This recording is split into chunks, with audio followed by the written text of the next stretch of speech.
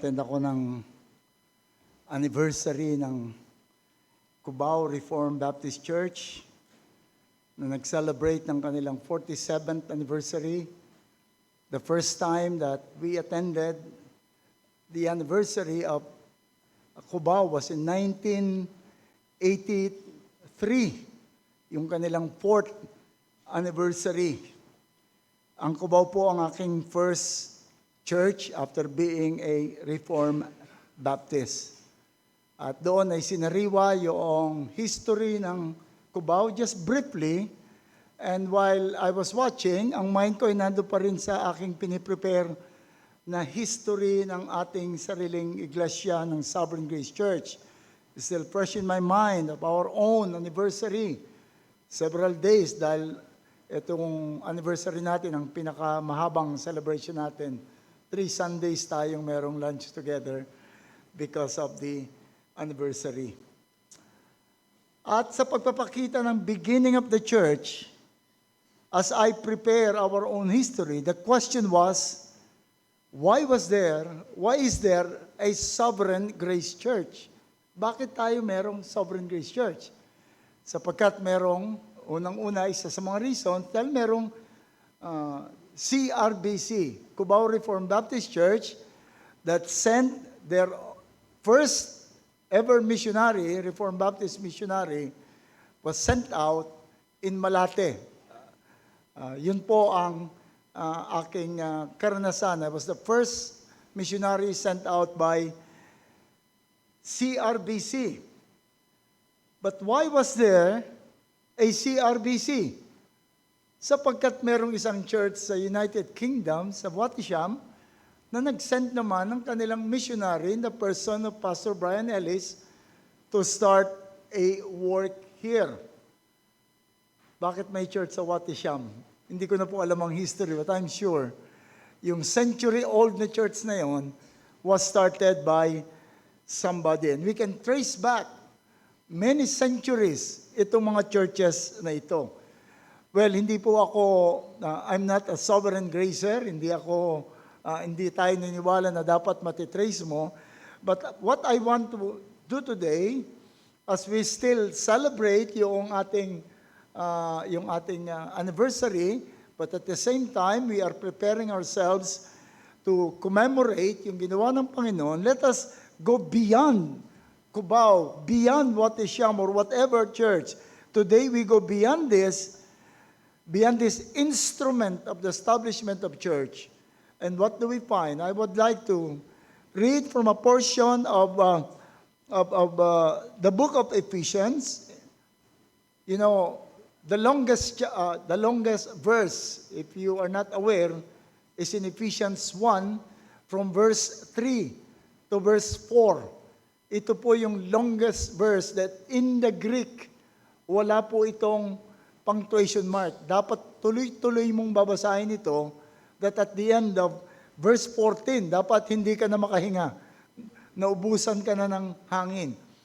Because the picture that the Apostle Paul wanted to show is how truly grateful he is, how thankful he is for all the graces that the Lord has given. And in this portion, after saying, "Blessed be the God and Father of our Lord Jesus Christ, who has blessed us in Christ," that is verse 3, "with every spiritual blessing in the heavenly places," and then pinuno niya ng mga praises, he said in verse 4, "just as He chose us in Him before the foundation of the world, that we should be holy and without blame before Him in love." There is the ultimate reason why we are all here, why we have a church, why we have Christians. He chose us in Him before the foundation of the world, that we should be holy and without blame before Him in love. Let us look back at this passage. But let us pray again that we might get help from the Lord. Lord, we thank you for your word, for the clarity of your word. And we thank you for the ministry of the Holy Spirit that can enlighten us in understanding your word. May you again be with us, Lord, giving us everything that we need. And may you again put your servant into your hands at gamitin mo siyang instrumento, Panginoon, sa pangangaral ng iyong katotohanan. Sa pangalan ni Jesus, Amen. The first reason that is given to us is we were chosen people. He chose us in Him before the foundation of the world. Now, sino po itong us na ito? Just as He chose us. Pinili niya tayo. That is the subject of this praise, the us. But who is this us? Who is included in this pronoun? Paul was not talking to mankind indiscriminately. Verse 1 identifies the audience of Paul in this epistle. He said in verse 1, in the opening verse of this epistle, he said, Paul, an apostle of Jesus Christ by the will of God, to the saints who are in Ephesus and the faithful in Christ Jesus. Maliwanag po ng kinakausap niya ay yung mga saints who are in Ephesus and are faithful in Christ Jesus. Siya rin po ang subject nitong verse, from verse 3, verse 4 hanggang sa 13. Those who are saints, ito yung kinakausap ni Apostol Pablo. Saints or set apart as what saint means. In fact, the word saint comes from the word that conveys a similar idea of chosen. Yung pong salitang saint from hagios, rooted in hagos, meaning religious awe, ng fundamental meaning is different, distinct, separate, not included in the rest, taken from the rest. At yung ding salitang sinabi sa atin that He chose us, meaning select us, pick us out, it carries the same nuance of deliberate, purposeful choice. Not a random selection na merong nakaharap sa kanyang ganyan, basta dumampot siya ng, no, it is a purposeful, with a purpose. It's a deliberate choice. And then he further described them as not only saints but by name, but are actually faithful. Matapat na mga mananampalataya, those who were in the state and condition of being faithful to Jesus Christ, having experienced repentance and looking up to Jesus Christ and putting themselves to the Savior. During the time that this was written, it was not that difficult to know who are Christians and who are not. Hindi katulad sa ating panahon, napakadaling mag-claim na ikaw ay Kristiyano. But when this was written, you have to risk your life and your limb and your freedom if you want to call yourself a Christian. He was talking to those who are already Christians and have demonstrated faithfulness and have faced dangers and difficulties and remain in the faith. They were the ones to whom the Apostle Paul gave this wonderful description. He chose us before Him, before the foundation of the world. There is to us those who repented and believed and demonstrated their faith in their lives. He was also talking to them as a church, because this was not a public letter that can just be taken by anyone who claimed that he is a Christian. This was written to a church, the gathering of saints, the gathering of those who have been chosen. So to these Christians, he declared their glorious standing in God. You were chosen. You were chosen. Kita mo, di ba, pagka mga may contest, yung mga beauty contest, Miss Universe, Miss International. Hindi po ako nanonood ng mga yun, ha? Pagka-dating nung final, nakatayo, excited yung mga, ba't alam ko, no? Nasa news eh. Nakatayo yung mga not pipiliin, yung napili. Sila yung mananalo. You were chosen. There is a different but similar words that was also used by Paul to describe our standing before God as chosen, as saints, as separated from the rest. And this is the word predestined. In Ephesians, in verse 5, he mentioned after nung ating text, having predestined us to adoption as sons by Jesus Christ to himself according to the good pleasure of his will. Nobody influenced the Lord. Nobody taught the Lord, but he predestined according to his will. In verse 11, he again said, in him also we have obtained an inheritance, being predestined according to the purpose of him. So nakita po natin, we were chosen. We were elected. To be chosen or elected is referring to God's eternal decision of who will be his people. Out of the mass of humanity, God has chosen, God has elected those who will be his people. Predestination, on the other hand, is God's eternal plan of what will happen to those people. So election is about the identity. Predestination is about the destiny. Ano talaga yung pupuntahan nitong mga taong ito? The choosing or electing or the predestination is often rejected by many as unjust and unfair. Kanina, muntik na ako makonvince doon sa itinuro ni Brother Charles tungkol sa mga Armenian doctrine. Sapagkat ganun kalakas talaga yung opposition doon sa doctrine of the sovereignty of God. They could not accept that God would choose particular or a specific individual at iiwanan niya yung the rest. But notice the same people has no problem when they know that Israel is a chosen race. At yung pagiging chosen race nila, talagang walang opportunity yung ibang lahi. Yung ibang nations, walang opportunity. But I would choose you. I will give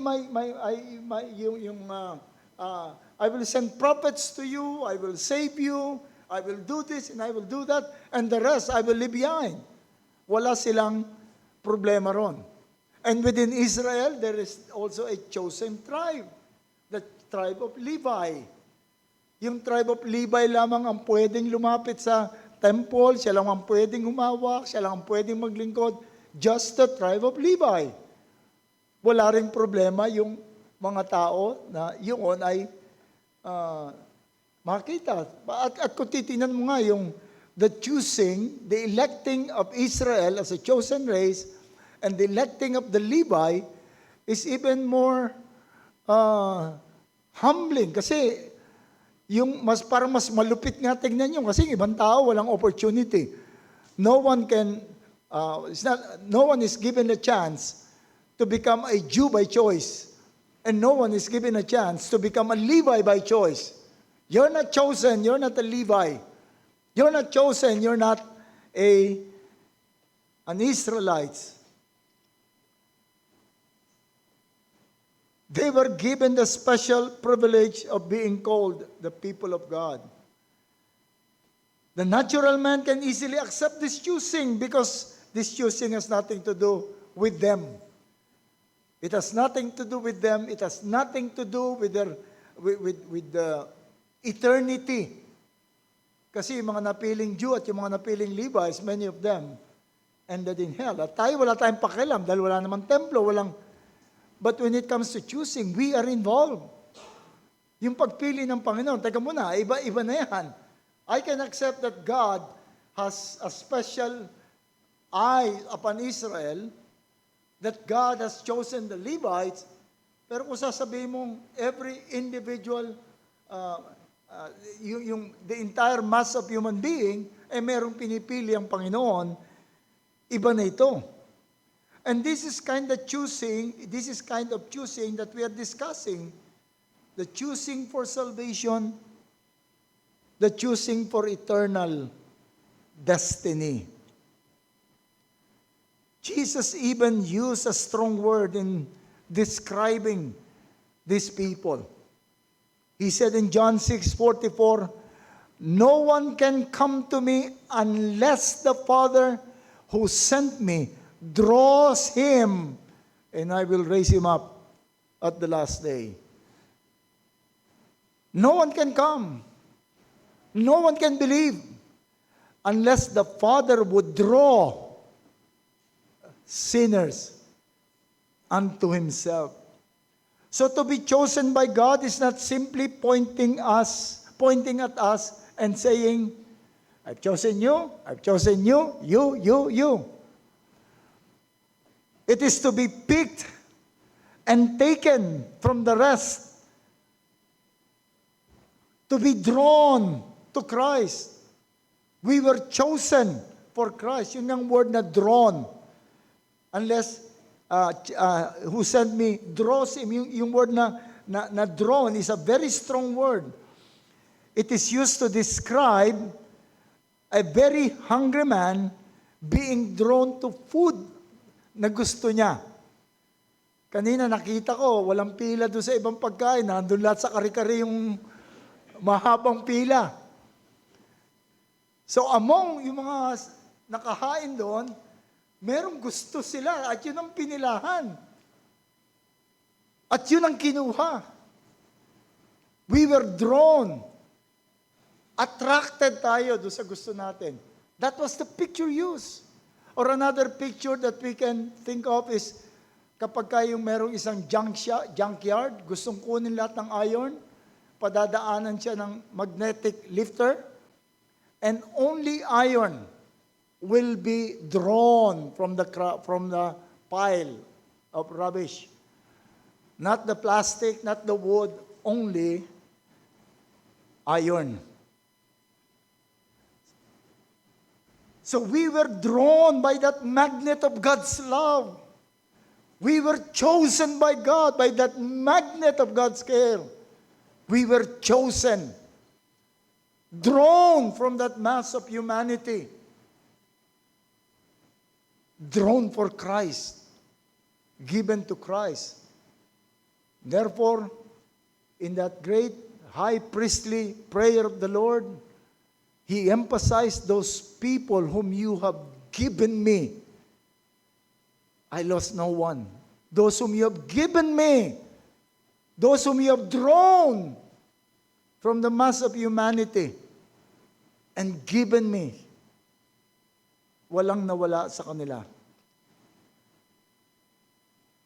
But the most exhilarating truth is that if we consider at what point, kailan ba tayo pinili ng ating Panginoon? When we were born or when He finally realized na magiging mabuting tao ito, pipiliin ko to?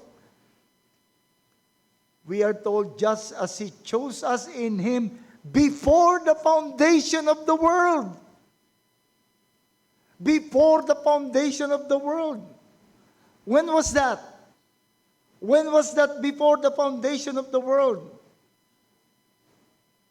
When was that time term before the foundation of the world?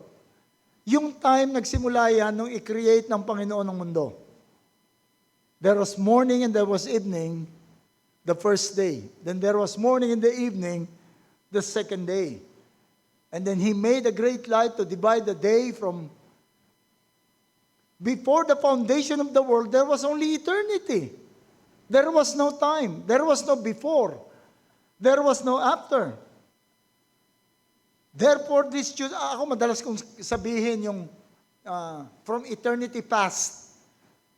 to eternity future. But in reality, there is no eternity past and there is no eternity future. Because past and future are language of time. There is only eternity. Therefore, this choosing never really began in time. Hindi talaga nagsimula in any time. It was always there. As long as God was there, there is the choosing of God. There is the election of God. The choosing was not really an act, but a state of God's mind and heart. Hindi yung there was God and all of a sudden naisip niya, wait a minute, why don't I choose from among those that I would... There was no such thing. God's heart was always in a condition of love towards me and you who are in Christ. There was never a time in God's existence that His heart is not in a condition of loving me and loving you if you are in Christ.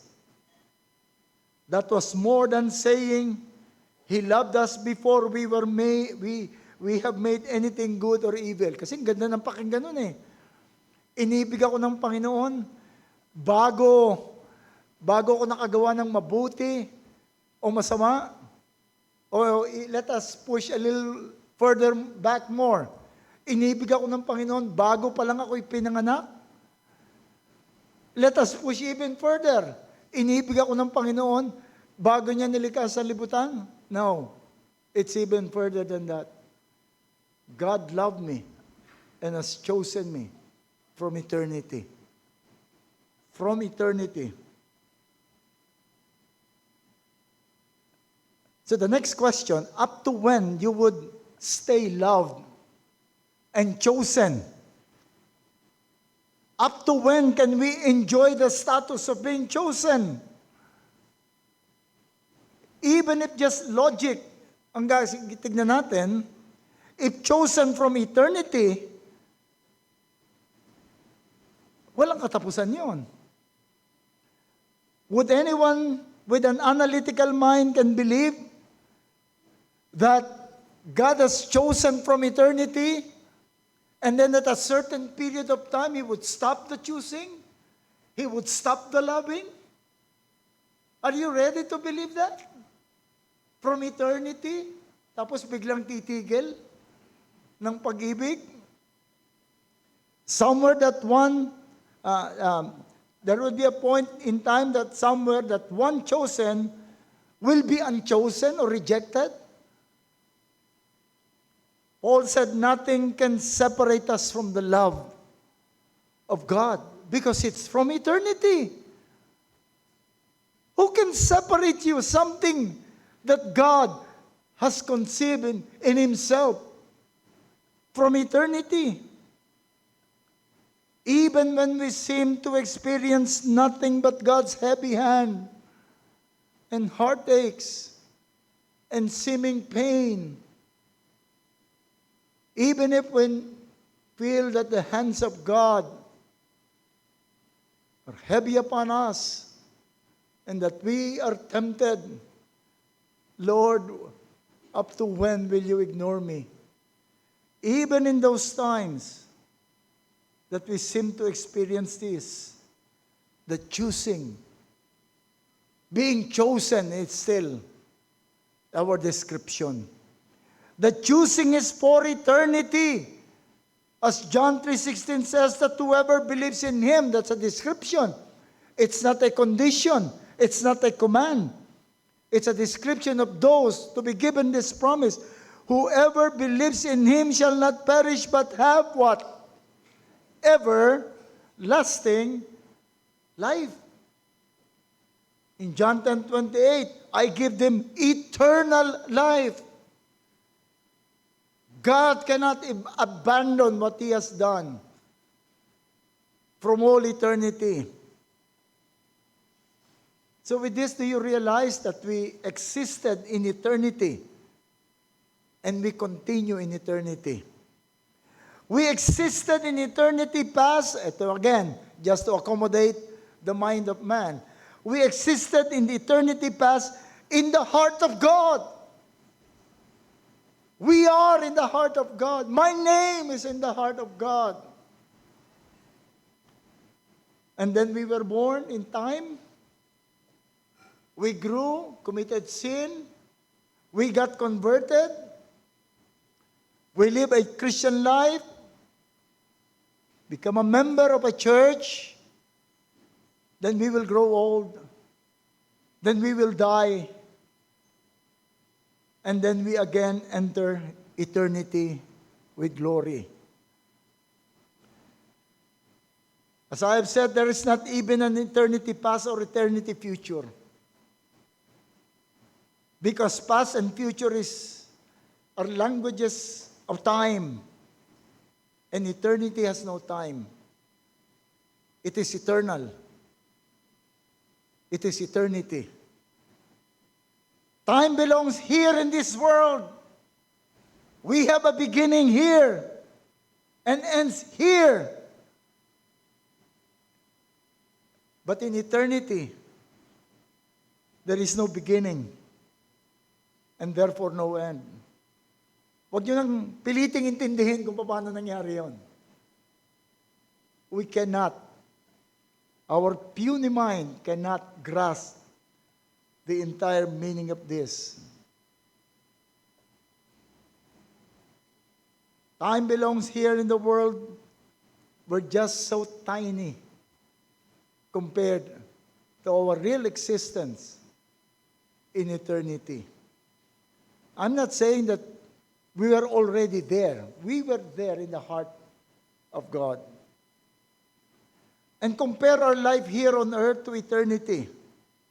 However long has a beginning and an end. Nag-check ako ng sino mga nabuhay ng matatagal from famous men. May mga nakita akong ilan, si Mel Blanc, kilala niyo to, no? Yung boses ni Daffy Duck, lahat yung boses ng anong cartoons yun, anong production yun?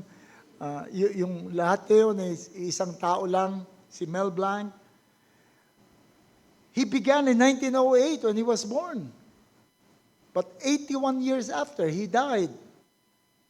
Si Shakespeare began as a human being in reality in 1504. 96 years after, he died. Winston Churchill, a great war strategist,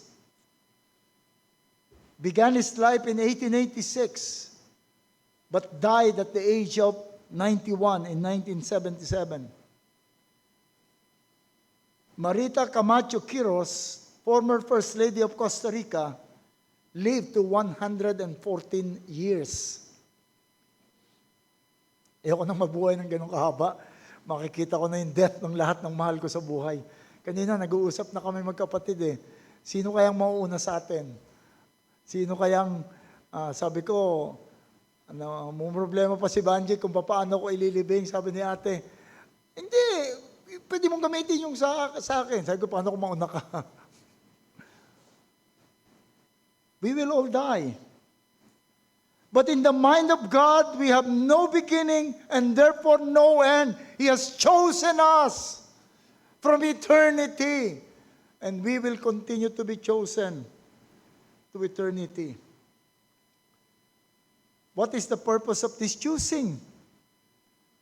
The two words used here is that ang sabi sa atin, even as He chose us in Him before the foundation of the world, that we should be holy and blameless. When God has chosen us, yun ang purpose niya. That we should be holy and blameless. Holy derived from the same word translated saint or sanctified. We are being transformed to be like God. God is the ultimate holy being. To be holy is to be like God, like Jesus Christ. That's our purpose. That's the reason why God has chosen us. He has already shown us The firstborn among brethren, not that Jesus Christ was created, but He was the firstborn, and all of us will follow if you're in Christ. We will all be like Christ. There will be time that we would be before Him, looking at His face, seeing Him as He is. And the Bible said, we will be like Him. And then, as if kulang pa yung description na to be holy, sinundan pa ng blameless, amomos, that is without blemish. It's always an animal to be sacrificed, is always described as 1-year-old without blemish. Animals to be offered in the Old Testament time must be without blemish. Walang nakalbong bahagi ng balahibo, walang sugat, walang patse, nothing. Masusi ang pag-inspect nila. Without blemish. In the New Testament, Jesus is the blameless sacrifice. Kaya nga inalaw ng ating Panginoon, nangalat yung mga Hudyo. Tapos pagdating ng Day of Atonement, meron silang mga daladalang mga tupa, dadali nila doon sa Jerusalem. I-inspeksyon ninyo ng mga priest, ito hindi pwede ito, nabalian na to. Ito, nakalawit na ang dila nito sa uhaw at sa pagod, hindi na pwede yan. Kaya nakaisip na magandang negosyo yung mga priest. Dito na lang kayo bumili sa amin, alagaan namin yung mga blameless na. Kaya nga, yun yung pinagtataob ng ating mga Panginoon, ginawa nilang, yung requirement na yun, ginawa nilang panghanap buhay. But in the New Testament, Christ, the Lamb without blemish and without spot, that's 1 Peter 1:19. To be blameless positionally is to be in a condition that is acceptable before God. God, who is so holy, His eyes is so upright and righteous that He cannot even behold iniquity. But Christ can stand before God. The chosen one will not only be blameless positionally, but even actually freed from the slavery to sin. The goal of election is to make the chosen holy and blameless. To create a people who can stand before God blamelessly. So when God loved us, when God has chosen us, He had in mind this purpose for us to be holy and blameless. We were chosen from among the mass of humanity that He may make us holy and blameless. So ano pong tinuturo sa atin ito? We are by nature neither holy nor blameless. Kaya kailangan may gawin ang ating Panginoon. And then nothing in us made God love us or choose us. Because there really is nothing in us. Ito yung tension lagi nung God's sovereignty and man's responsibility. Ang dami na nilang paraan para alisin yung tension. Hindi ko alam kung alam niyo yung Molinism. Hindi ko alam kung tatalakayin din ni Brother Charles, yung Molinism. Yung Molinism, talagang ayaw niya ng tension eh. Kaya itong isang theologian, Latin American theologian, si Molina, nag-formulate siya ng teaching na ganitong nangyari talaga sa pagpili ng Panginoon. Alam ng Panginoon yung million possibilities. If I will present the gospel to a person, alam ng million possibility, kung ipipresent ko ng Monday, ng Tuesday, alam yung magiging response nitong taong to. And so in the sovereignty of God, sabi niya, pinili ng Panginoon yung situation that this person will believe. So para sa kanya,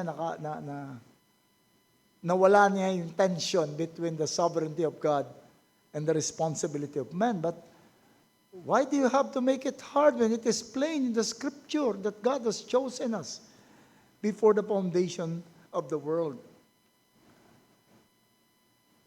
But what for me is the most comforting with this truth is the fact that this was the plan and design of an almighty, wise God. And what does it mean? It means He has the power to bring this plan to completion. It's a great assurance that I will be holy. I will be blameless. Now positionally I am. But soon I will be. Paul told Timothy, he said, I believe and I'm persuaded that he is able to keep what I have committed to him until that day. There was no doubt in the heart of Paul in spite of the difficulty he went through. God controls all creation and all of history to bring this to completion. For God, there is no plan B and plan C when it comes to accomplishing His goal of making us holy. Every event is the unfolding of God's plan to accomplish this goal. We will be holy. We will be blameless. His church will be pure and blameless. It will be cleansed. Ano man ang mangyari, we can be sure of that. When we die, we will be holy. There should be no doubt that God is able to do this. May lumapit sa akin kanina na he is still being bombarded by yung dati niyang kasalanan, still being bombarded by doubt in his mind about salvation, about this and about that, at yung mga kasalanan. I just told him, welcome to the club. Welcome to the club. The nearer we ask to the completion of that purpose, the more we would feel the pressure of the devil, the pressure of the world to bring us to hopelessness. We will be brought, ano man ang klase ng kamatayan. Kanina pinag-usapan namin yung mga gustong kamatayan. Si ate nagbigay na ng ano eh. Gusto ko 80, wala na. Sabi ko, hindi, ang tingin ko ako sa klase ng health ko, kala nila iiksian ko. I might, baka lumampas ako ng 80 kung walang magbabago. But I said, I want to die behind the pulpit. Pero gusto ko tapos na yung sermon.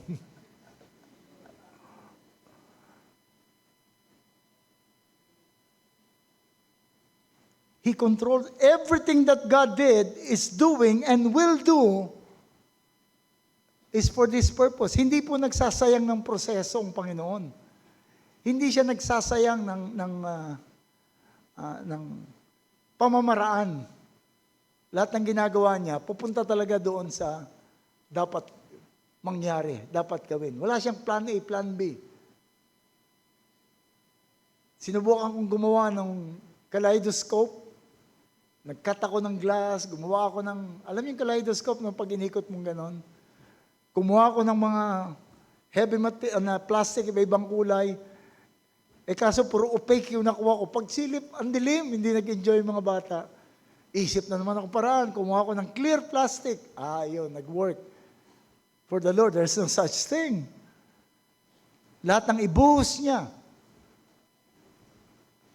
You lost your job, you lost a loved one, nagkaroon ka ng sakit, all of those things are ingredients that God has put in you for that purpose that He determined before the foundation of the world, to make you holy, to make you like Christ. And if that is not enough to convince us to rest secured in the arms of God, just think how much God paid dearly to accomplish this goal. Because we are told we are chosen in Him. The ultimate, as they say, the ultimate chosen was Christ. Christ was glorified. Christ is the King of the everlasting kingdom.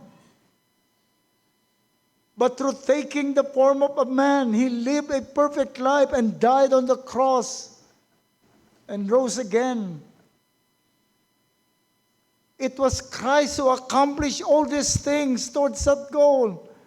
And we were just placed in union with Christ. So all the people of God were in Christ.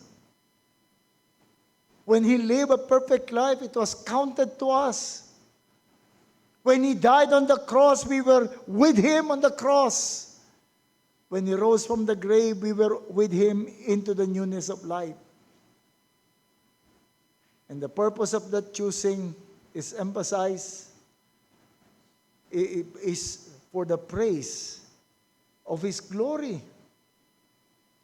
Even He chose us in Him before the foundation of the world, that we should be holy and blameless before Him in love. And if we will see in verse 12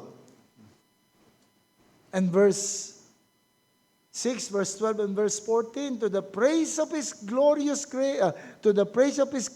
grace, with which He has blessed us in the beloved.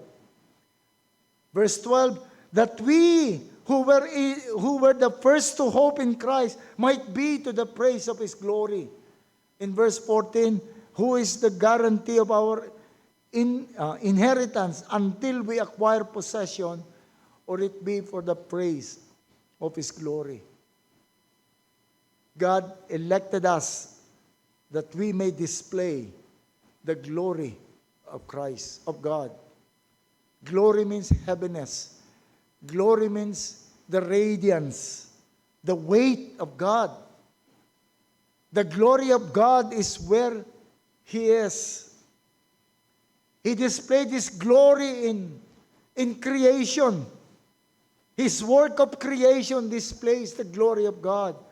The heavens declare the glory of God, and the sky above proclaim His handiwork. And there are occasions that He would literally show His glory, as what happened to Isaiah in Isaiah 6, when God appeared to him in glory, and then ultimately to His Son, who is the perfect image of His glory. He is the image of the invisible God, the firstborn of all creations, Colossians 1:15. But do not miss that we were also designed to show that glory, to display that glory.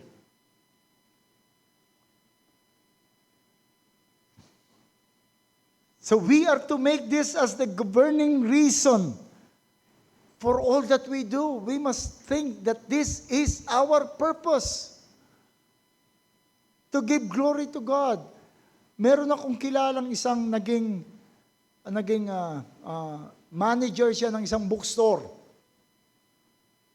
Gusto lang siya maging kunin talaga. Pagdating niya sa bookstore na yon, wala siyang ginagawa. Kasi ang dami ng trabador at hindi naman ganun kalaking bookstore.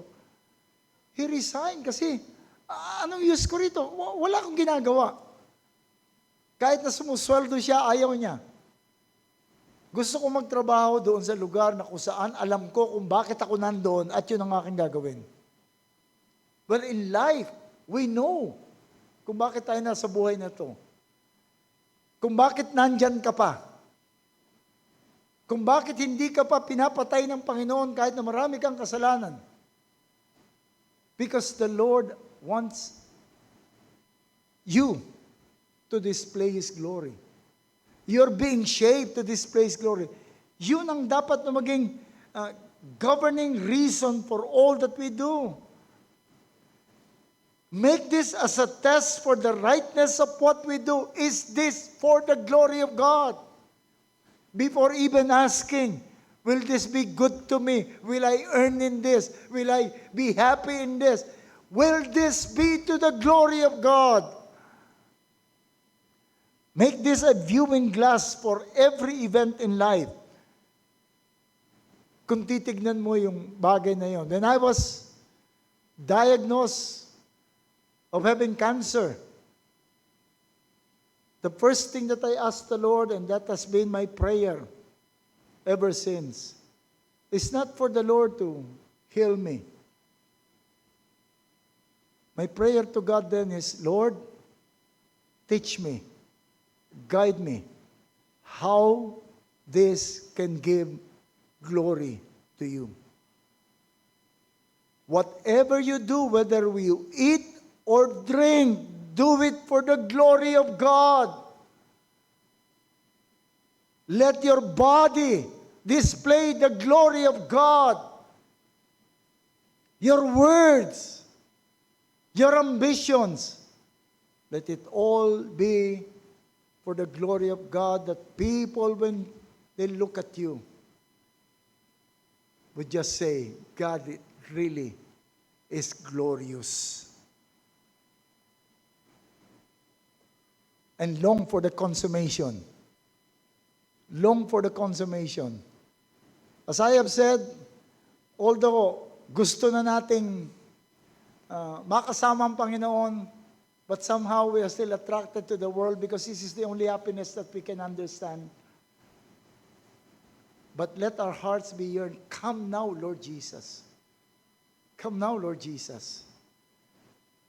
As we remember Christ through the elements of the Lord's Supper, we should always think that the reason why He died, why He poured His blood, why He faced the suffering of the flesh, is for this purpose, that we might be glorified.